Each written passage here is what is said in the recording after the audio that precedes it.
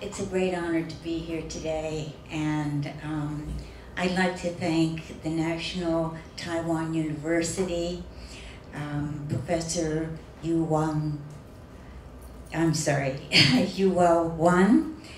and of the Taiwan Project, and Professor Chai-Ling Cheng for inviting me here today to share with you an experience of a dream come true.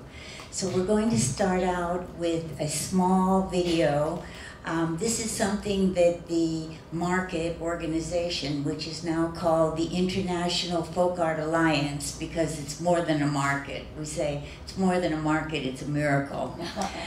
And we're going to show you, this is the film that we send around to all the important publications, the New York Times, all the way down to Better Homes and Gardens and Martha Stewart, to tell the world about what we're doing. So I thought I would share this with you today as a startup so that you can get in the mood to talk about the folk art market. More than 3 billion people, or almost half the world's population, live on less than $2.50 a day. And some 30 traditional cultures disappear every year.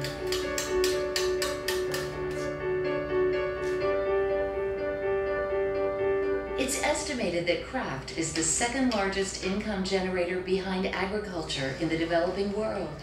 And folk art has become a financial lifeline for many. When a woman becomes financially independent, she is a free woman.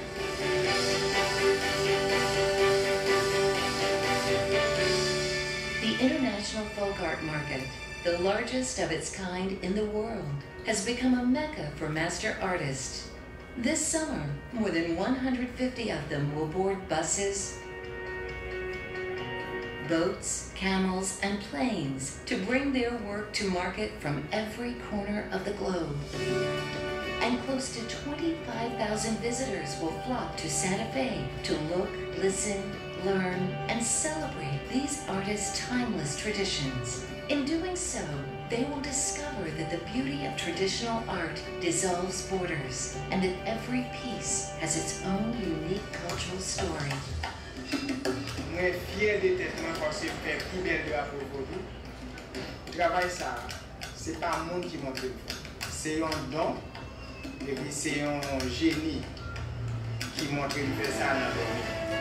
Behind the scenes, the International Folk Art Market has provided business training to hundreds of artists. Now in its 11th year, the market has created the International Folk Art Alliance to further cultivate artists' potential by offering more year-round training and opportunities. Quel child, et là c'était ici the last year, and can school from startup. She can pay for the school fees. The market has generated almost $19 million in artist sales, 90% of which has gone home with the artists and their organizations to impact more than 1 million lives in the communities they represent. 1/3 of our women are widows, single-handedly raising children in a very patriarchal society, where there is no other opportunity for these women to bring any other income. Together, we will continue to create a world that values the humanity of the handmade, honors timeless traditions, and embraces the vision of dignified livelihoods for folk artists across the globe. And that, after all, is the work of art.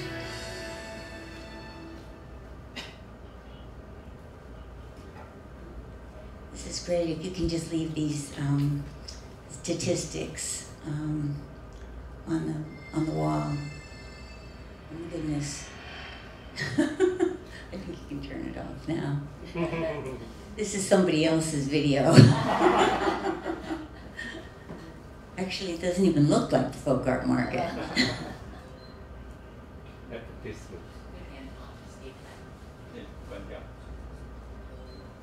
We're going to go into a PowerPoint now, and I'm going to describe for you what I had the challenge of bringing this marketplace here to you today, and I was wondering how I would get up here in front of you and explain to you how something like this happens.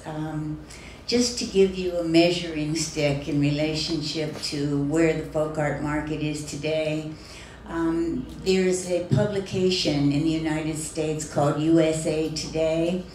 It has 3.25 million copies are read or distributed every day.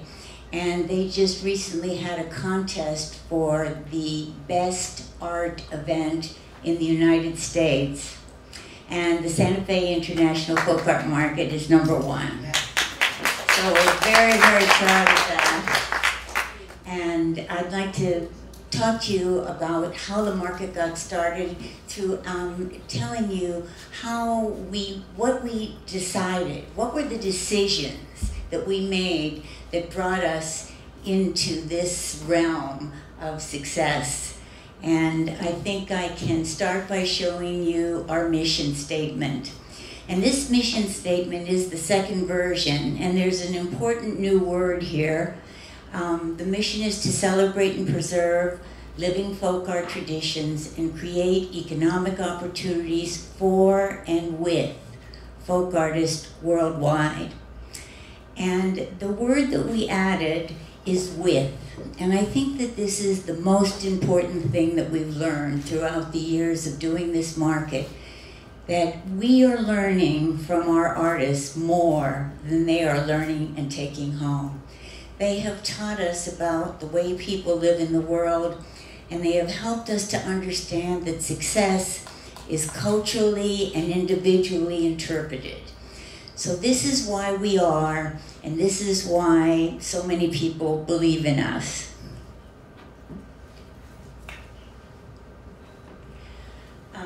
As I said, we're going to talk about the folk art market in relationship to the key decisions that have shaped the success of the market.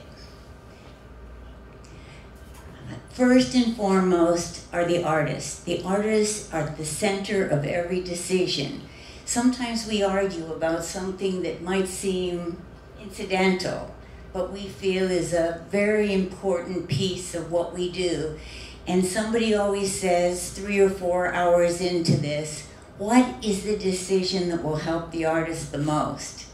That is how we run the international folk art market. It also, our mission statement is extremely important because it helps us to prevent mission drift. And that's what happens to organizations when they get bigger. They start to incorporate many, many, many ideas that are extremely important, but they move away from the heart of what made them what they are.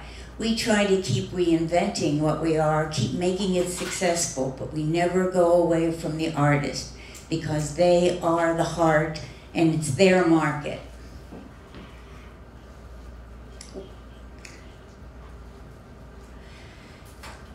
If we had to talk about one thing that makes this market more significant than other markets of its kind in the world, and actually there aren't any other markets of its kind in the scale that the Santa Fe market is now, and that is the vetting.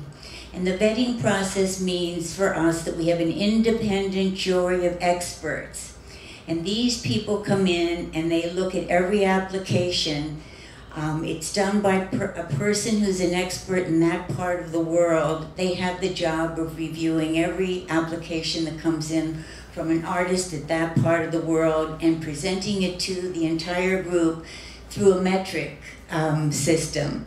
And so there's a grade that comes, but very often people under the grade or do get in, and people over the grade don't get in. So it's not the final decision, but it does give you an idea of whether or not the experts in the field think that this is a worthy candidate. About 1 out of every 4 applications are accepted. So it's very difficult to become an international folk art market artist. And we have one here in the room. We actually have 2. So the jury says, yes, this is a stellar example of folk art in this culture today, or no.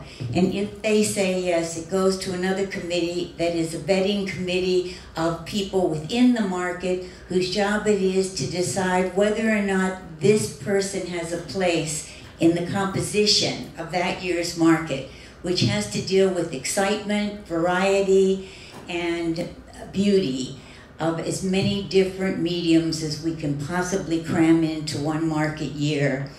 One of the important things that someone asked me last night, and I thought, gosh, I haven't been saying this, it's very, very important. We actually look very carefully at saleability, because the thing that we most try to protect against not happening is an artist coming to the market and not doing well when there are 160 other artists that are like so busy that they can't find a second to take a bite to eat. So we try very hard to select work that will sell well at our market from the experience that we have for 11 and 12 years. And only a very few times in our history have we had that dramatically difficult experience where an artist hardly sold anything. And I don't think that's happened in the last 5 years. I hope I'm right. So, as I told you before, and I went back, and I should have gone forward. Okay, here's the next point that's extremely important. At the very, very first, we had no money, and we had this big idea about bringing artists from all over the world, and we didn't know how to get them there. So we invited the business community of our city to a meeting, and we told them about what we wanted to do. And we specifically targeted every store that carried any kind of folk art. And we asked them, could they apply? This was the tricky thing. They were ready to bring anybody, but could they apply to bring a very, very high quality folk artist from their, from the people who sell their merchandise in their store to the folk art market. And over 40% of the artists that came the first year came through local businesses. And I want to stress this in relationship to how to make something successful. If you have buy-in from the business community where you live and where you're producing an event, that buy-in goes out to everybody that store deals with, to everybody that deals with those people, etc., etc. And before you know it, you have everybody talking about something that's never even happened. And it's an extraordinary thing, and it's very different.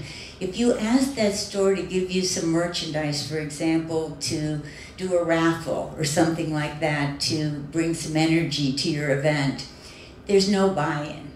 There's just giving something. But when you ask people to participate and tell them to bring something that they have that's of very high quality to your event, that's an enormous, enormous factor in how your community feels about your event, and it hasn't even happened yet. Another thing that we did from the very beginning was that we recognized there were many events in Santa Fe that we felt were very elitist in the way they were being handled, in the way they were being run, and what their message was to the public. And so we decided that the very important thing that we were going to do was that we were going to make sure that nobody couldn't participate in the market because they didn't have the price of a ticket. And so in the first year, the ticket was $3. That was 12 years ago. Now the lowest ticket is $15 on Sunday, and $20 to $25, I believe, now on Saturday, and then for the special events, it goes all the way up there. But the artists take 90% of what they earn home, so it's always a difficult financial proposition for the market to be able to raise the money to keep doing this. So the event that we do every year is a free concert with usually a named international world band, a world music band. And then the other thing that has spawned out of this is something that the artists talk about all year long, and that is the procession of the artists. where they all come down a runway and do their stuff to music from their particular country and their particular culture is played live while they're doing this. And this market procession has become, I believe last year there were 5,000 people at least that attended that event, and it's become a huge, huge community favorite. And all kinds of people start bringing their kids at 4 o'clock in the afternoon, having picnics in this open park that we have in Santa Fe, and it's a wonderful thing. And this is community buy-in. One of my favorite parts of the market, and one of the things that I feel is incredibly important, is the fact that when people come in through the gates of the market, it's going from one world to another. We do this amazing decoration, and every year it's extremely different. There's a different theme, a different color, a different feeling. And there's my favorite story about this, although there are many, is one of my friends was standing next to a little boy and his mother when they were coming through the market when we still had that sparkly curtain, which we don't have anymore. And he looked up in the air and he said, "Is this the gates of heaven?" So that was, that's our favorite story about the way it looks and also the way we feel about coming in and enjoying the international group that gets together every year to make the world's biggest traditional market. The volunteers are also a key part of what we do, and they're not just volunteer workers. They're volunteer creators. We give them a lot of leeway in terms of making creative decisions so that the market is different every year. And also they're our best ambassadors. All of them have at least 5 people sleeping in sleeping bags in their living room floor, and every bed is full, and everybody's house is full for Folk Art Market Week. So our volunteers are our best ambassadors, and we now have somewhere between 1,600 and 1,700 volunteers involved in actually putting on Market Week. And I'm going to tell you a fun story. Many years ago, maybe in the 4th year of the market, we got a connection and we got an interview at the Clinton Global Initiative. And it's a great place to make connections if you want to grow.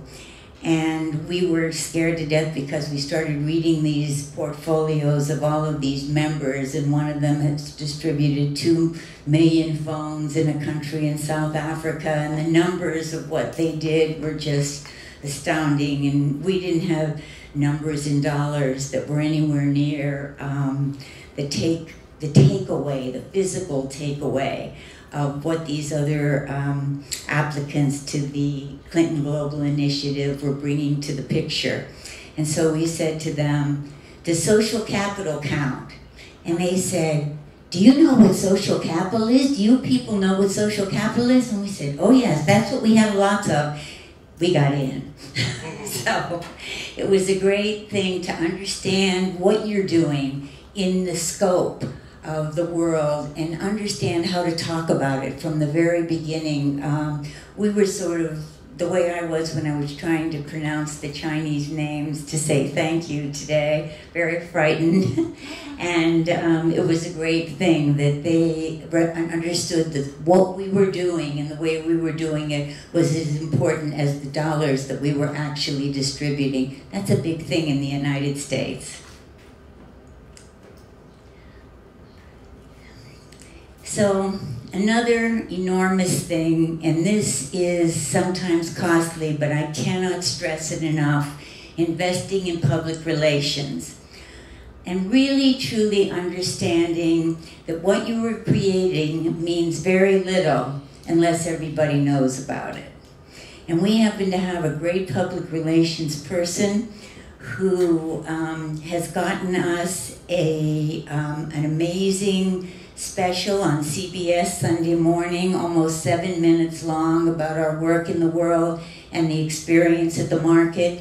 And then, as I just told you, we were voted #1 best art event in the United States, USA Today.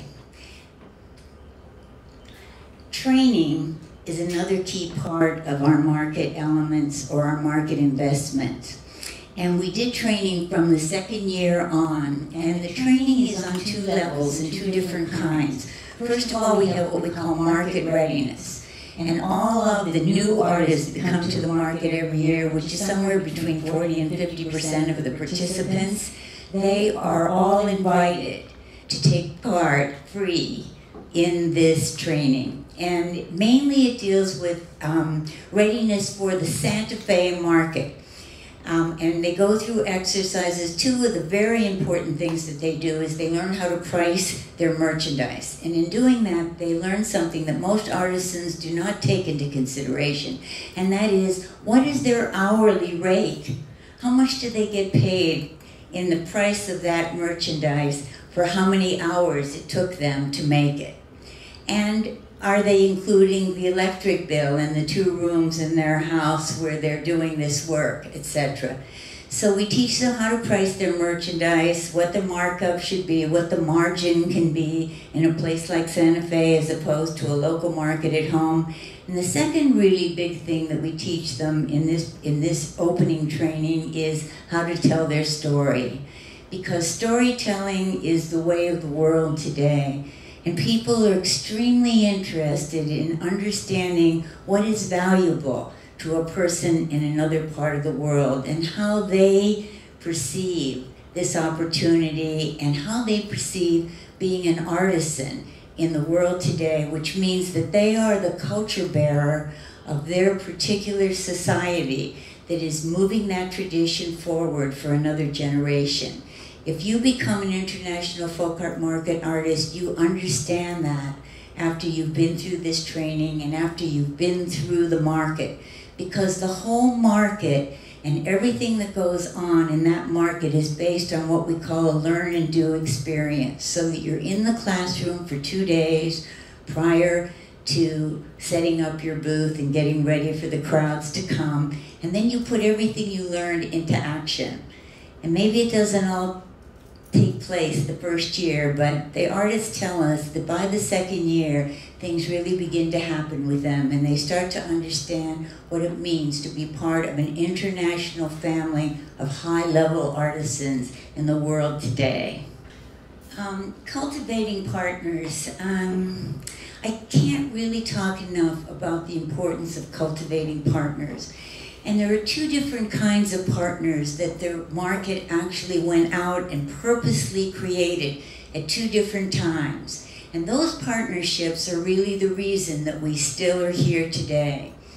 Before we did our first recurring year, which was the second year, we decided we were able to sign a memo of understanding with 3 very important organizations in our community. The Museum of International Folk Art, which gave us credibility, the Cultural Affairs Department of the State of New Mexico, which helped us get our site, and the Museum of New Mexico Foundation, which became our nonprofit umbrella and finance director for the first 4 years of the market.